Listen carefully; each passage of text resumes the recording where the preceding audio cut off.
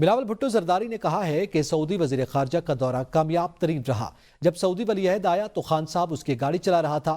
سعودیہ کے regime change سے متعلق بیان کی مذمت کرتے ہیں، اس سے ملک کی خارجہ پالیسی کو نقصان ہوگا۔